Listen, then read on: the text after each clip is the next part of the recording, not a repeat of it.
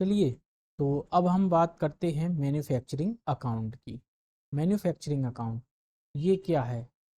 जैसा कि मैंने आपको पहले भी बताया है कि मैन्युफैक्चरिंग अकाउंट हम तब बनाते हैं जब कोई ऐसी फर्म या कोई दुकानदार या कोई बिजनेसमैन जो कि मैन्युफैक्चरर करता है आइटम्स का या फिर प्रोडक्शन करता है। जैसे कि एक फैब्रिकेटर होता है, जो लोहे का फैब्रिकेटर होता है, वो कच्चा लोहा लाकर, इंगल पाइप सरिया लाकर उनसे शटर बना रहा है, जाली बना रहा है, जंगले बना रहा है। या फिर कोई व्यक्ति विशेष जो कि चॉकलेट बनाने का काम करता है, कोको पाउडर लेके आ रहा है, शुगर लेके आ रहा है, एसेंस लेके आ रहा है और चॉकलेट बना रहा है, तो ये मैन्युफैक्चरिंग कंसर्न्स हैं।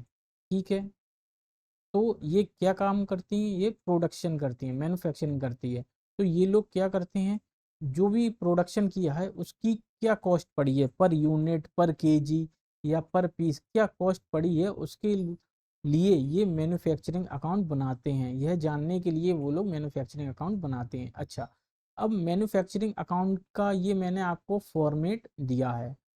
ऐसा नहीं है कि अब आपको इस फॉर्मेट को याद करना है, आप इस फॉर्मेट को याद मत करिए। आप अपने दिमाग से सोचिए कि मैन्युफैक्चरिंग करते समय किस किस चीज़ की ज़रूरत होती है। जैसे कि आप कोई भी रॉ मटेरियल लेकर आए, जैसे कि एक लकड़ी का फर्नीचर बनाने वाला क्या करता है, वो लकड़ी लेके आता है, रॉ मटेरियल लेकर आया अपने कारखाने में, ठीक है ना। अब उसमें से आधा रॉ मटेरियल उसका आधा ही फिनिश हुआ है, मानो उसने फ्रेम बना दिए, लेकिन उस फ्रेमों को अभी उसने कंप्लीट नहीं किया, तो यानी कि वो वर्क इन प्रोग्रेस है, सेमी फिनिश्ड गुड्स है।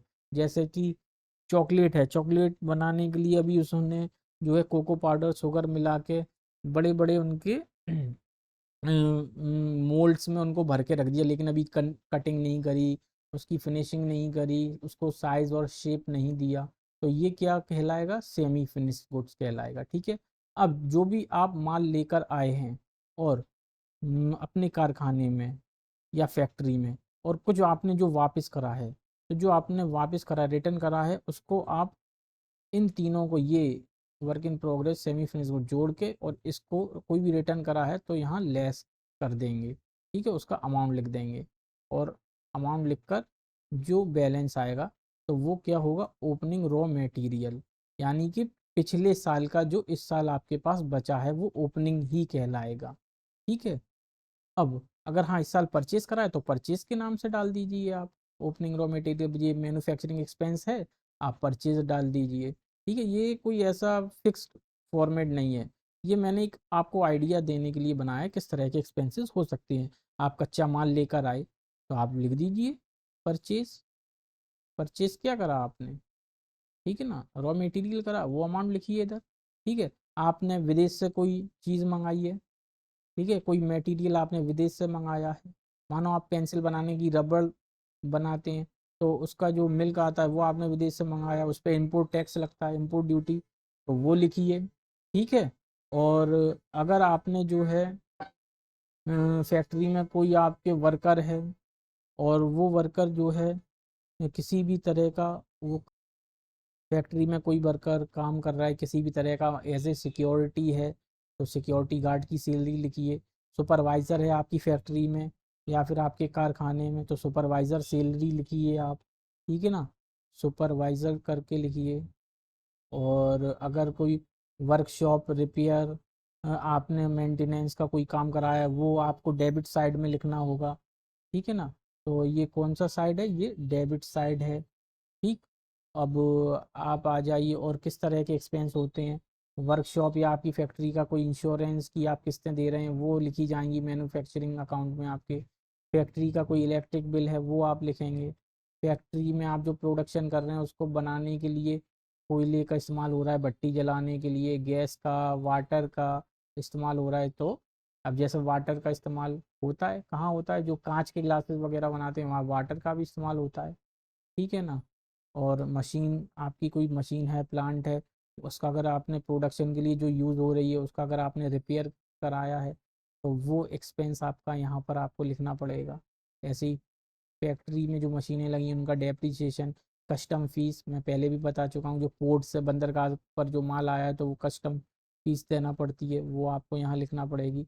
और भी ऐसा एनी अदर एक्सपेंस जो रिलेटिंग है किससे, प्रोडक्शन से, तो वो आपको लिखना पड़ेगा। ठीक है, ये तो सब मैंने आपको बता दी वो आइटम्स जो डेबिट साइड में लिखी जाती हैं। ठीक, अब आते हैं क्रेडिट साइड में। अब साल के एंड में, है ना, आपने मानो 1 अप्रैल से अपने अकाउंट्स बनाना शुरू करे हैं, तो क्या क्या परचेज किया वो आपने लिखा, वही 1 अप्रैल से पहले का जो क्लोजिंग था वो आपने ओपनिंग लिखा। अब इस साल जो क्लोजिंग बचा है वो क्लोजिंग मटेरियल आप लिखेंगे, रॉ मटेरियल उसका अमाउंट, है ना। ये पूरा बकायदा असरटेन करते हैं हम लोग, असेस करते हैं इनकी वैल्यू रॉ मटेरियल की। ठीक है, तो वो वैल्यू करके आप असेस यहाँ लिखेंगे, सेमी फिनिश गुड्स कोई बचा है वो लिखेंगे, और जैसे मान जो आप रॉ मटेरियल लेकर आए थे वो अगर बेच दिया आपने तो वो आप यहाँ लिखेंगे। अब आपको करना क्या है, क्रेडिट साइड का और डेबिट साइड का आपको टोटल लगाना है ना। अब जब आप टोटल यहाँ पर लिख देंगे, डेबिट साइड का और क्रेडिट साइड का जो टोटल आएगा, उस टोटल में से जो डिफरेंस है वो डिफरेंस आपको कहाँ लेना है, उस डिफरेंस को आप जो है अपने इसमें ले जाएंगे, ट्रेडिंग अकाउंट में। जैसा कि मैंने ये यहाँ लिख रखा है, balance transfer to trading account, तो ये आप इसको ट्रेडिंग अकाउंट में लेकर जाएंगे। अभी मैं आपको ट्रेडिंग अकाउंट भी बनाना सिखाऊंगा। ठीक है, तो मुझे लगता है अब आप जो है सीख गए हैं क्या, मैन्युफैक्चरिंग अकाउंट। तो मैन्युफैक्चरिंग अकाउंट के डेबिट साइड में हम क्या क्या चीज़ें लिखते हैं, डेबिट साइड में हम लिखते हैं जैसे कि कोई भी जो कच्चा माल है, अर्धनिर्मित माल है, स्टोर्स का कोई भी शेष, ओपनिंग प्रारंभिक शेष कुछ लिखा है वो आप लिखेंगे। ठीक है ना, उसके बाद कच्चे माल का कोई आपने क्रय करा है उसको आप लिखेंगे, वो उसमें से क्रय वापसी को घटाकर आप लिखेंगे, कच्चे माल का कोई क्रय करा है। ठीक है ना, और उस माल को कारखाने तक लाने का ढुलाई भाड़ा चुंगी जो भी आपने दी है वो लिखेंगे। ठीक है, और ऐसे ही प्रोडक्शन शुल्क जो है वो लिखेंगे आप। अगर आपने कोई रॉयल्टी दी है, रॉयल्टी देते हैं ना बहुत से लोग, तो वो आप लिखेंगे। प्लांट मशीनरी के जो छोटे मोटे पुर्जे होते हैं, तो उन पुर्जों का कोई भी एक्सपेंस करा है उनका एक्सपेंस आप डेबिट साइड में लिखेंगे। ठीक है, और क्रेडिट साइड में क्या लिखेंगे, जो भी आपका माल बचा है, ठीक है, वो आप लिखेंगे क्लोजिंग स्टॉक में। और फिर डेबिट साइड के टोटल में से ये लेस करके आप डिफरेंस को कहाँ ले जाएंगे, ट्रेडिंग अकाउंट में ले जाएंगे। ठीक है, अब जैसे मैंने लिखा है सेल ऑफ रॉ मटेरियल, जाहिर सी बात है अगर कोई रॉ मटेरियल है तो वो बच गया है या कोई कमी पेशी है आपकी रिक्वायरमेंट के अकॉर्डिंग नहीं है तो आप उसको यहाँ लेस कर देंगे, यहाँ लिख देंगे अगर सेल करा है तो।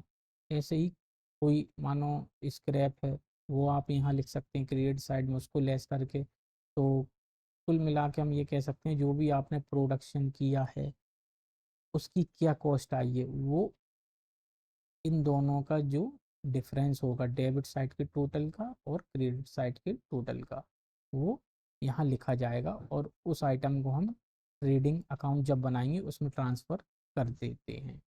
ठीक है, चलिए, यहाँ आपने क्रेडिट साइड में दिखाया है डिफरेंस, वहाँ आप ट्रेडिंग अकाउंट में डेबिट साइड में ये अमाउंट दिखाएंगे।